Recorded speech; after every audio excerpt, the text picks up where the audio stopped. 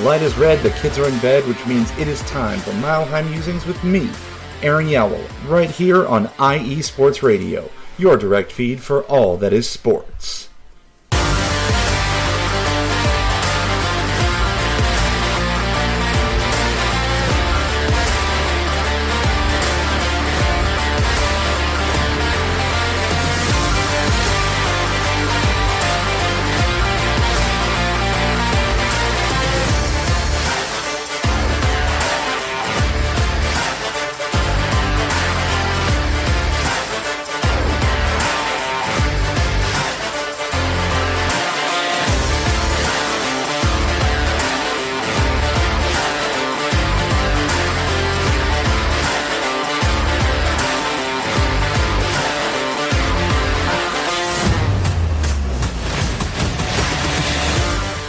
Good morning, sunshines!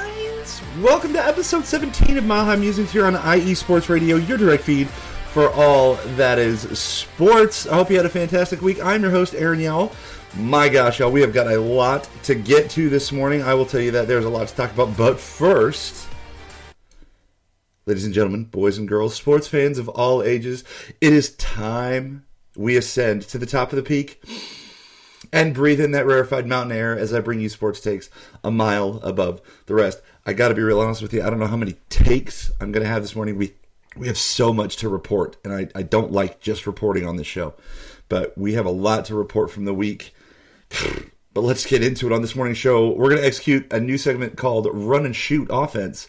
As we look at the college football happenings from across the state, there was a lot. Again, I cannot stress enough how much we had going on. It's the sweetest time in the world for sports fans.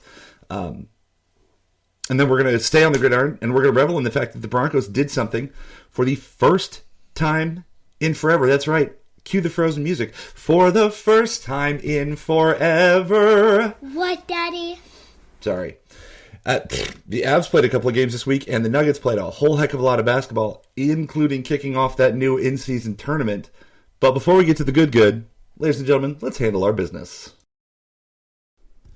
For the last 9 years, IE Sports Radio has been bringing you amazing content ranging from interviewing legendary athletes, coaches, and other authorized media personnel to building tailor-made shows dedicated to all major sports cities around the country. Make sure to follow us at IE Sports Radio on Twitter, Instagram, Facebook, and TikTok to keep up with the latest in sports and with our shows. Also, make sure to check out our daily updated website, iesportsradio.com. At iesportsradio.com, you can see our daily show schedule and all of our show pages with personal bios and the podcast feed for each individual show, including this one, Mile High Musings. Check out the show page at iesportsradio.com/Mile High Musings. In addition to our show pages, you can catch the IE Sports Radio blog, Hall of Fame, Fans of the Month page, and our merchandise shop, including t-shirts, tank tops, caps, long sleeve shirts, hoodies, and so much more. For nearly a decade here at IE Sports Radio, we've continued to be by the fans and for the fans, and we thank each and every one of you for all of your support and for making IE Sports Radio your direct feed for all that is sports.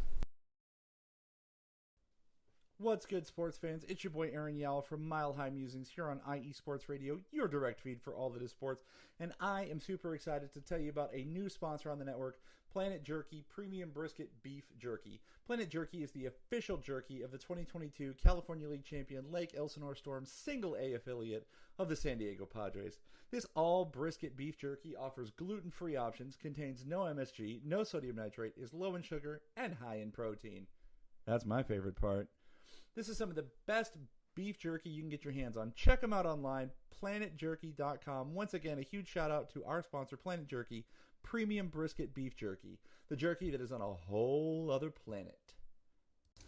All right, let's go ahead and run that run and shoot. You know, a lot of offenses, especially here in Texas, run the run and shoot. So it only makes sense that our first segment today is the run and shoot offense. But you're listening to Mile High Musings on IE Sports Radio, your direct feed for all the sports. Gosh, we've got a lot of college football to get to, so let's just roll. Friday night, the CSU Rams traveled up the road to Laramie to take on those University of Wyoming Cowboys, who, still have literally the ugliest uniforms on the planet, and I can't help that. My sister and I were talking about it this weekend.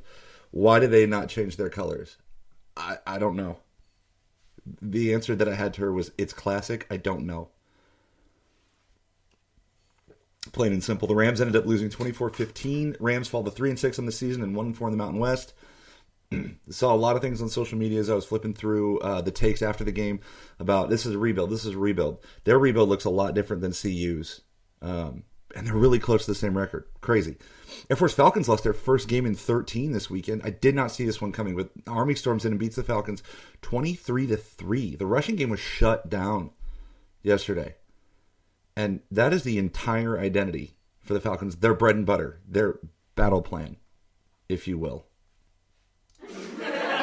Man, it's Sunday morning. The dad jokes are real. Fall back. I got that extra hour of sleep, so I am primed and ready. And I didn't stay up late. My alma mater, the University of Northern Colorado Bears. Go Bears! Lost to Idaho 27-12, dropping the Bears to 0-9 on the season. Woof. Head coach Eddie McCaffrey has got a lot to figure out there.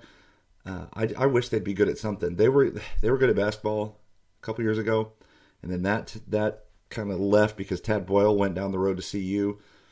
Bears need something. They were a great teaching college. I'm proudly displaying that degree on my wall, but we need something to be proud of. Colorado School of Mines or Diggers. That's right, the number one ranked team in Division II.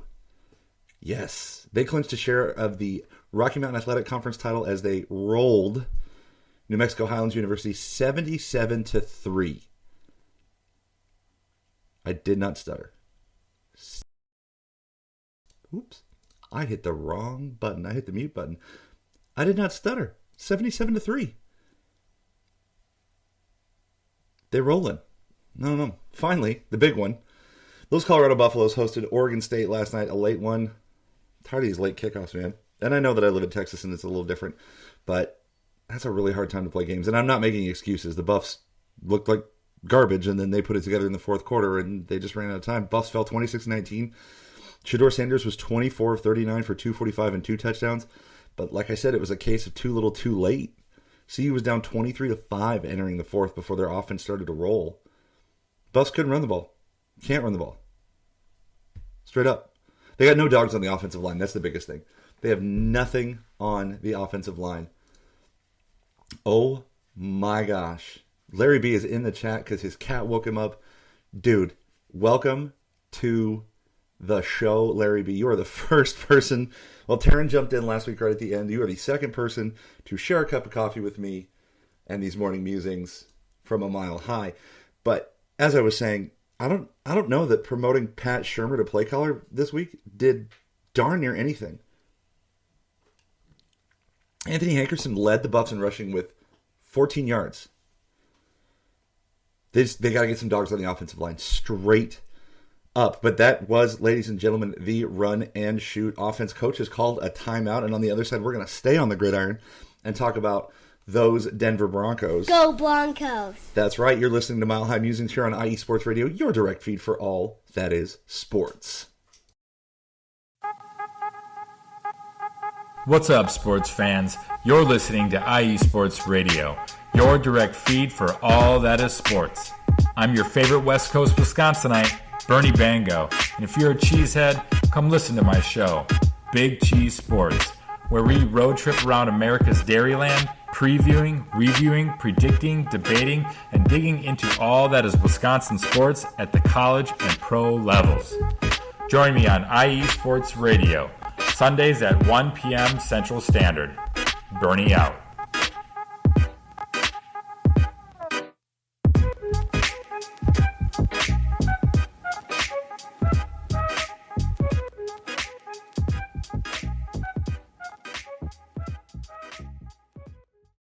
That was a quick one. We're back. Do check out Big Cheese Sports Show with Bernie Van Gogh Sundays later today, noon Mountain here on the network. I don't know if you caught it a couple weeks ago before the Broncos-Packers game. I had a chance to be on that show. It was a lot of fun. They run a good show over there, and they're really smart, Bernie and the team. So let's get into it, ladies and gentlemen. Segment 2 today is a segment I like to call Snap, Crackle, and Pop. Let's make it 2 in a row, shall we? You know, it is football season, and in this house, we praise the Lord and cheer for them Denver Broncos. That's right, Sunshines. The Broncos snapped their 16-game losing streak to the Kansas City Chiefs. You know, I said it before. The Broncos were welcoming the Chiefs into Mile High, and the Chiefs did not have their special weapon. They came unequipped to Denver. T Swift did not make the trip. I kept saying the Chiefs hadn't beaten, or the Broncos hadn't beaten the Chiefs since before my wife and I got married. I was wrong. We had been married almost exactly 6 months. And the best thing about last week's win, and I'm going to stay here for a minute because Broncos fans, like anybody who's got a losing team knows,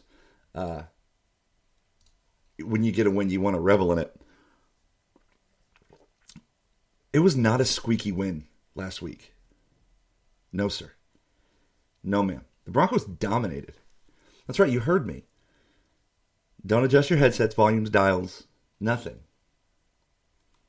Crystal clear morning baritone voice here says to you, the Broncos dominated this game. How? Well, gosh, I never thought you'd ask. Well, they ran the dang football. Funny. I've been calling for that for like, oh gosh, at least 2 weeks in a row, and they've apparently listened because they've ran the football consistently and made an effort to run the football consistently, which is what Sean Payton did in New Orleans when he was winning. And now they're on a 2-game win streak. How about that? Most importantly here, though, they did exercise the most diabolical of demons. I get it, y'all. Kansas City's good, and I've given them their flowers. I've given them their flowers on 3 and Out. Check out the 3 and Out show. And I've got friends that are Chiefs fans, and I am quick to acknowledge good. Because good deserves to be acknowledged. But there were a lot of Broncos fans on Twitter X, on wherever, saying that was our Super Bowl, and it really felt like it. It was one of the most important and impactful wins that we've had since Super Bowl 50, and that is insane. That's not great, actually. It's kind of sad. Russell Wilson was mediocre, 12 of 19 for 114 yards, but he threw for 3 touchdowns. Because the running game would get them into the red zone, and then they could run combination routes and find tall receivers in the corner. Jerry Jeudy, Cortland Sutton, and Javonte Williams caught those 3 tutties. The stable of running backs and Russell Wilson, actually, who had 5 carries for 30 yards, ran the ball for 153 yards in the game against the Chiefs. But, y'all, here's the real head scratcher. The defense looked all freaking world after giving up a 70-burger not that many weeks ago. It's still in my head. It's still living fresh in my head, Broncos fans. The Broncos have held Patrick Mahomes to 1 touchdown in 2 games this season. Justin Simmons and Jaquan McMillan each picked off Mahomes, and I'm pretty sure that Justin Simmons lives rent-free inside of Patrick Mahomes' head. He has picked off Mahomes in quite literally every game, definitely in the last 2 seasons. That's right. The last 2 seasons. It was awesome, Larry B. Thank you for being here this morning, you champion. But Jaquan McMillan had the game-sealing interception at the end. And, McMillan played a great game. He was locking up people on the outside. He was rallying the tackle spots. He was willing to gang tackle, which I've talked about a lot of times on this show. Defense is a want-to mentality. It does not matter the sport. Football, especially in basketball. Oh, my gosh. Especially in basketball, it's defense a want-to mentality. I talked a lot about that during the NBA Finals on Twitter X, and I've talked about it in, I think, every Nugget segment. I'm going to talk about it again today. But the Broncos actually wanted to play defense, and I don't know if Vance Joseph, got good with God or signed a deal with the devil. I hope he got good with God. But VJ looks like... Okay, I'm trying to organize my thoughts here because I can't put my finger on it. So this is what I think happened from, a diehard fan's perspective, a former coach's perspective. I think in the first few games, especially against the Miami, especially against Miami, that 70-burger that we gave up, I think VJ was trying to do too much. Mike McDaniel, the head coach of the Miami Dolphins, is a super good head coach. He's got good offensive weapons, and he knows how to use them, and his schemes are next level. He's a Wunderkind. Das Wunderkind. He's a boy wonder.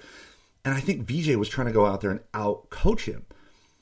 And what has happened, especially, let's go back just 3 weeks. So both Kansas City games and the Packers game. even though we lost the first Kansas City game, I really think that was kind of a turning point because that was the game where we only gave up a touchdown to Mahomes.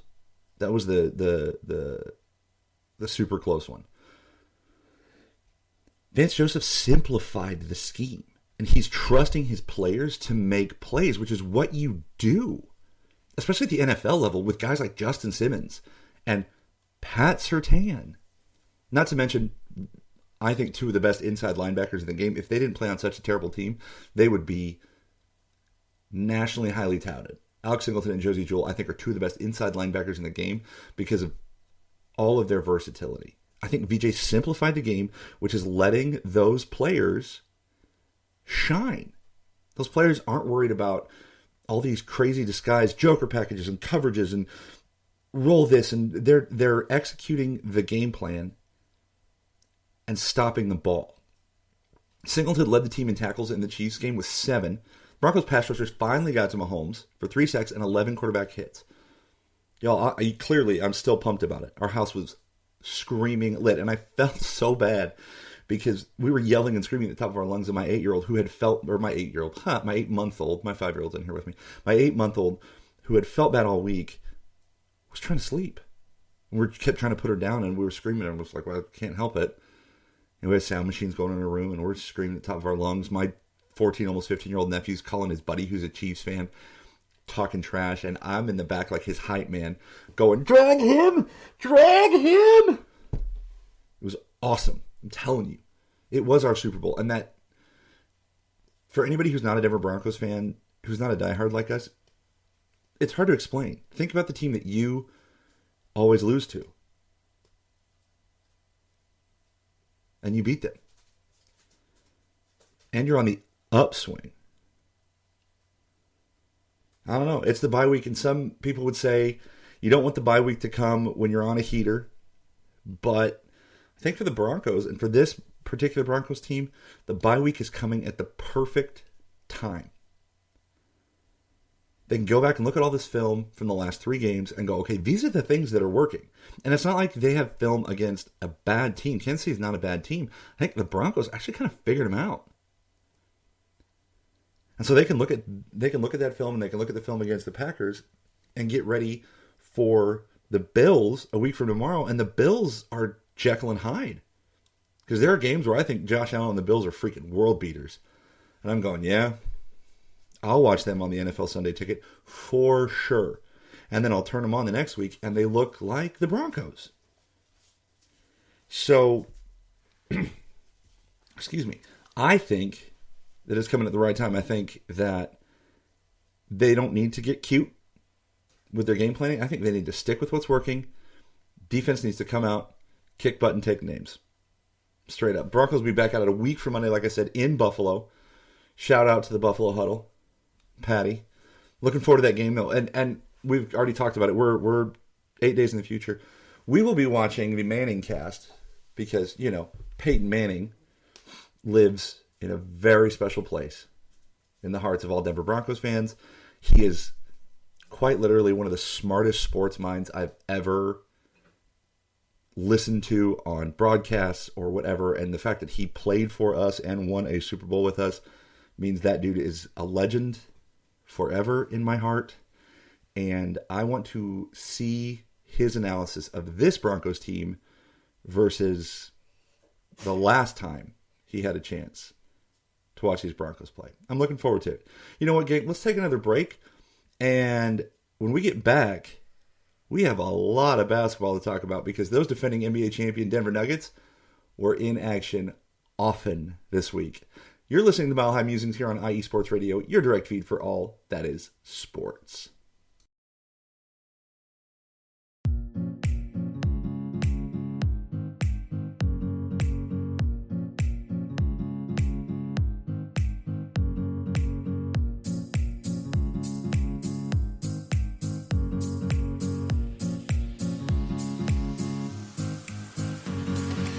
Hey there, sports fans.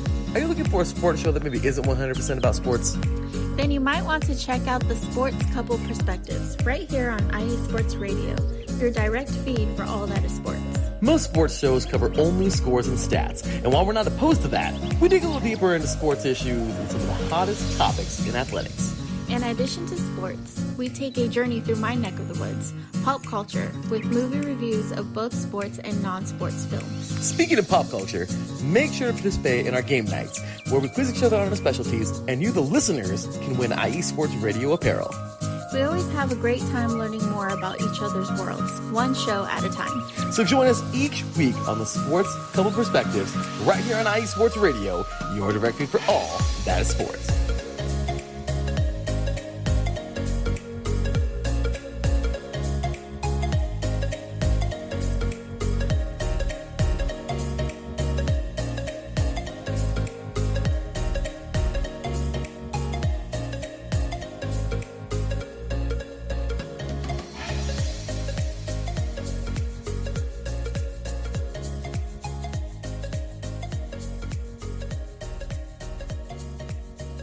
Y'all, I encourage you to check out the Sports Couple Perspective Friday nights here on the network. It's a great show. They have a lot of fun, and I love that it's a change of pace. It's a change of pace. Right now, you're listening to Mile High Musings right here on IE Sports Radio, your direct feed for all that is sports. I keep looking up at the timer, the episode timer, thinking, oh my gosh, I have so much to get to and so little time. So much to do and so little time. But we are actually sitting pretty, which is perfect, because those Denver Nuggets played a whole lot of basketball this week. And ladies and gentlemen, boys and girls, Mile High sports fans of all ages, they're wicked good. They are wicked, wicked, wicked good. Larry B., I know you're a football guy, and I know you're in the chat, and I think I don't want to say I've lied and bamboozled you, because I'm a sports guy, but welcome to the segment that is my segment. Basketball, baby. I love basketball. I love talking basketball. I love watching basketball. I am a true basketball sicko. I am. I love it. I love basketball so much, and it really helps when my team is the team. So we played 5 times this week. So we got some rundowns to get to. I'm going to hit you with some stats because they're impressive. Not because I want to beat you over the head with numbers, but because I want to try to paint a picture of just how good these guys are.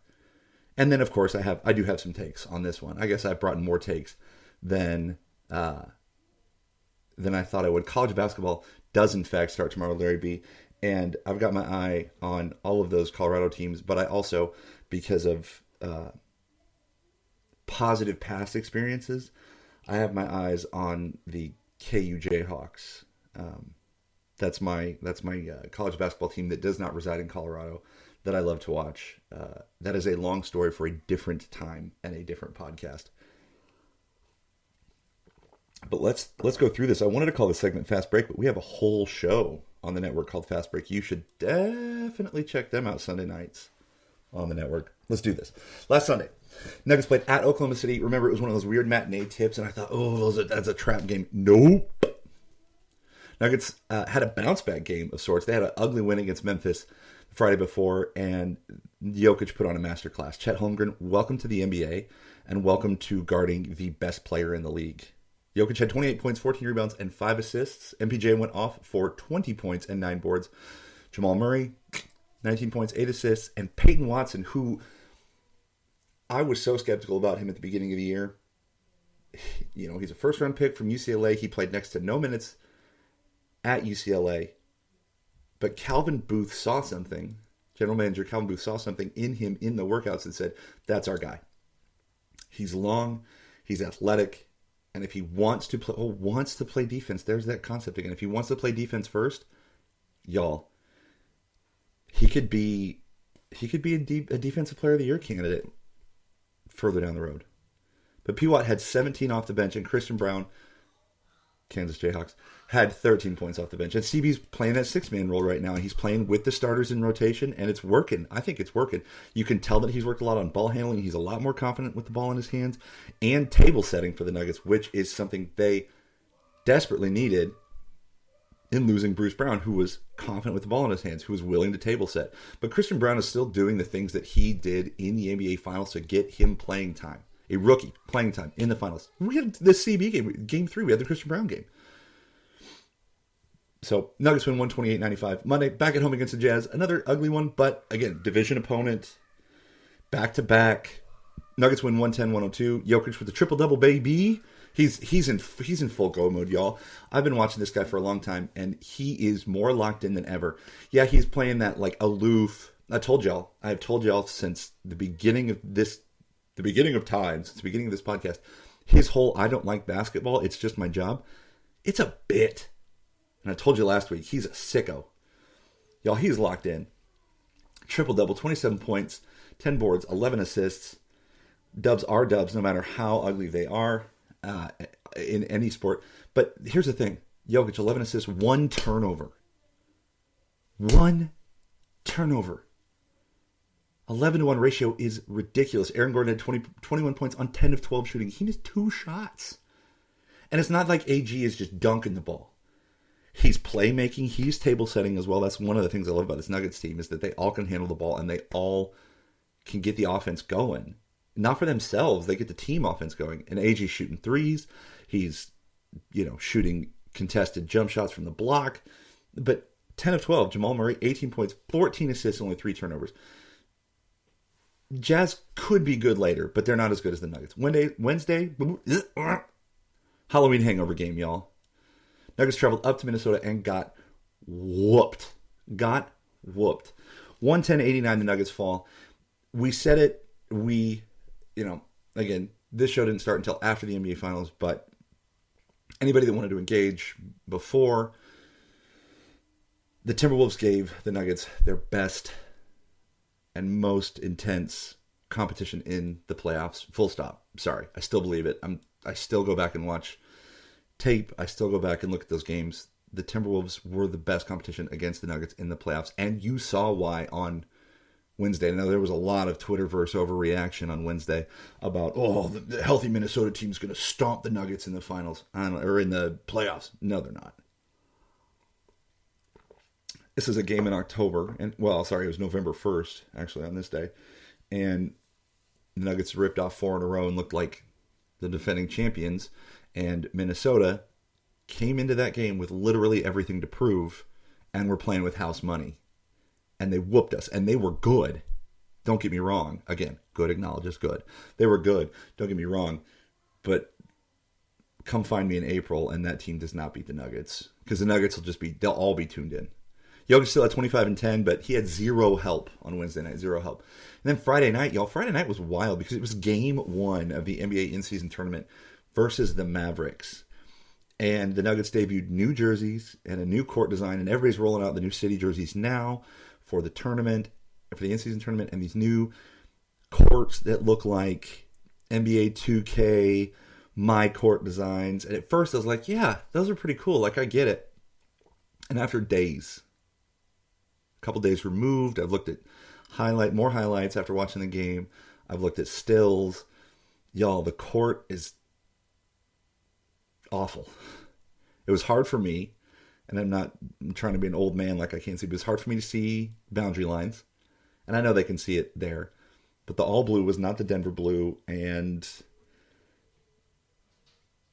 I get it. I totally get it. Don't get me wrong. But the court was too much.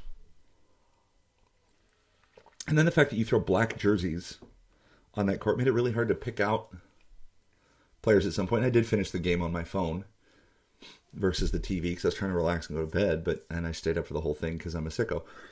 But it was really hard to see. The jerseys I do like. I wish they had a little bit more white on them as an accent color, but I do like the new Cities jerseys and probably will pull the trigger on one of those soon. But it didn't matter, though. It didn't matter. It didn't matter what the jerseys were. It didn't matter what the court was because the Nuggets looked like the defending champs. I mean, they had to bounce back for that Minnesota game. Plus, in-season tournament, you get up for it. There's a little bit more hype. The building was different. It was a playoff atmosphere in the building, which I love. Nuggets put up 70 in the first half.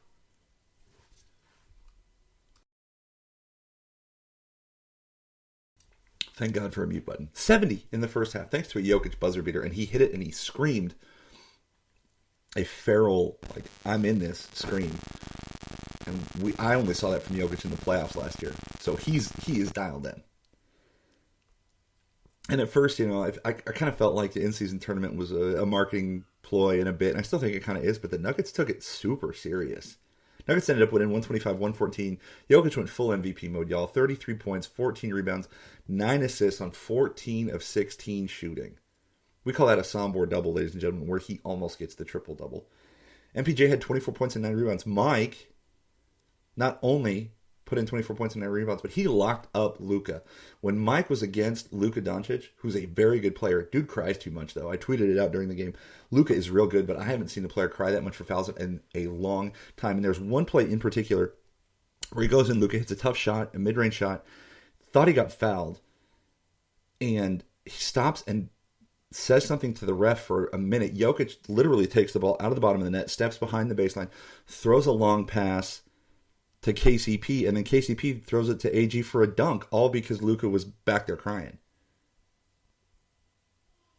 So as good as he is, Luka's got to have some of that 1-2.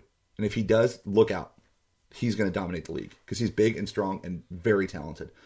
But he cried too much. So Mike locked him up, though. AG and Jamal both had 18. Jamal had 13 assists on 2 turnovers. Gang, Jamal is embracing it.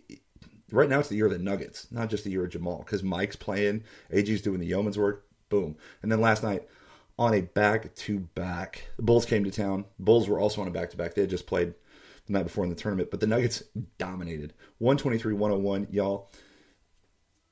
That game I watched from beginning to end. It was so much fun. Jamal Murray did leave the game in the second quarter with a quad groin injury. We're still waiting to hear on what's going on there, but it didn't matter because Jokic took over.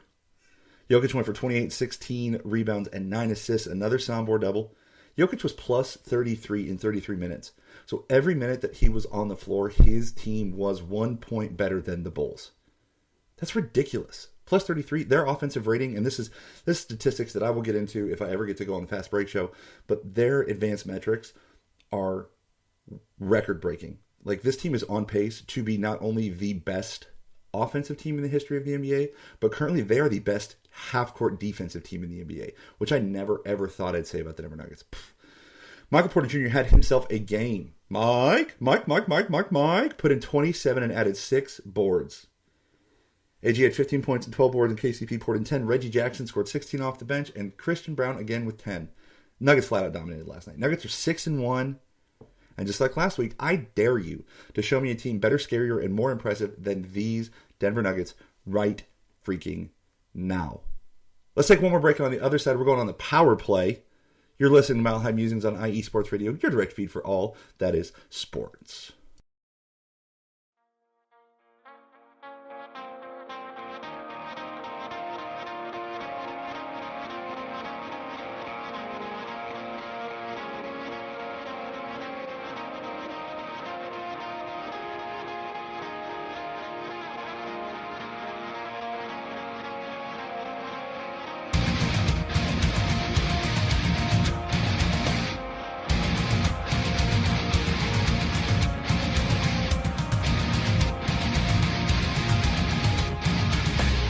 Hey sports fans, do you like wine? Well, we've got the show for you. This is Let's Wine About Sports, a show where we talk about wine and sports simultaneously. From the classic Cabernet Sauvignon all the way down to the grapes that you've never even heard of before. Oh yeah, we cover it all. And we'll talk about a little bit of sports as well. Football, hockey, collegiate, women's sports, it doesn't matter. We're going to talk about it all, and we're going to whine about it all. So join me Monday at 8 p.m. on IE Sports Radio, your direct feed for all that is sports.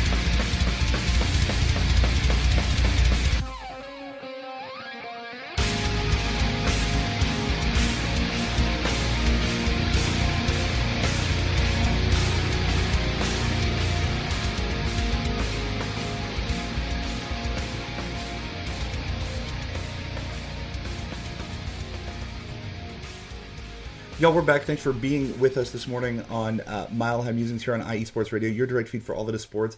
I hear the Let's Whine About Sports music, and I think that we're going to talk about literally anything other than wine and sports, I get fired up. And then I'm like, ooh, can I be this fired up about wine?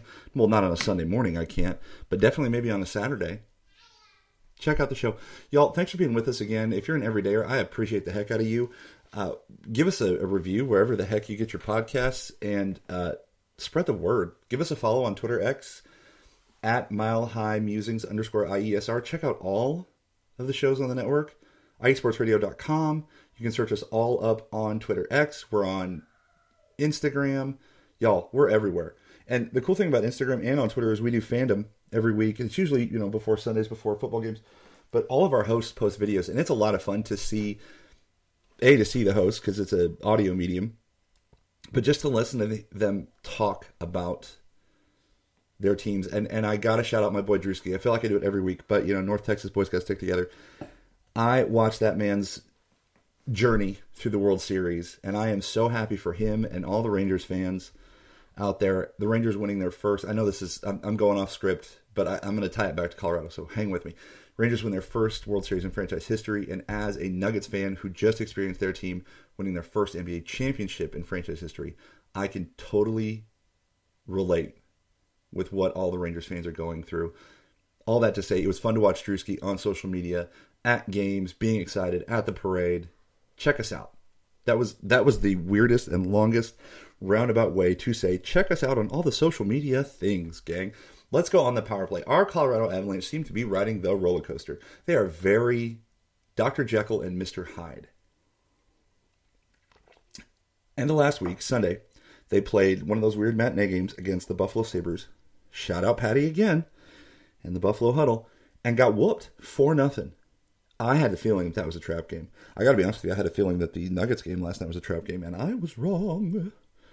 But the Avs put up 2 stinkers in a row last weekend, and then they come out Wednesday night and spank the Blues, which is what we're supposed to do, because St. Louis is not great. They had themselves a get-right game against St. Louis and won 4-1.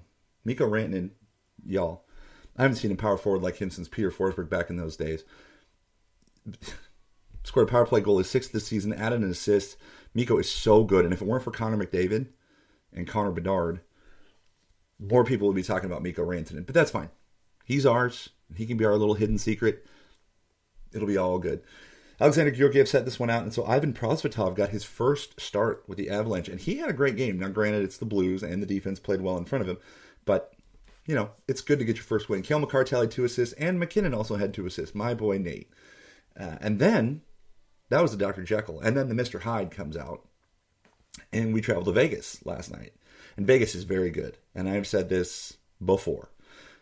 Vegas is very good. They're the defending Stanley Cup champions, and they play, I've watched them a couple times, they play the way that Seattle did against us, but they play that way against everybody, and they play even faster, which the Avalanche were not ready for last night. Because before you could blink twice, the Avs found themselves in a 4-0 hole in the second. Avs looked dead. I don't know if they went to the Sphere and partied too hard the night before. I heard U2 was in town.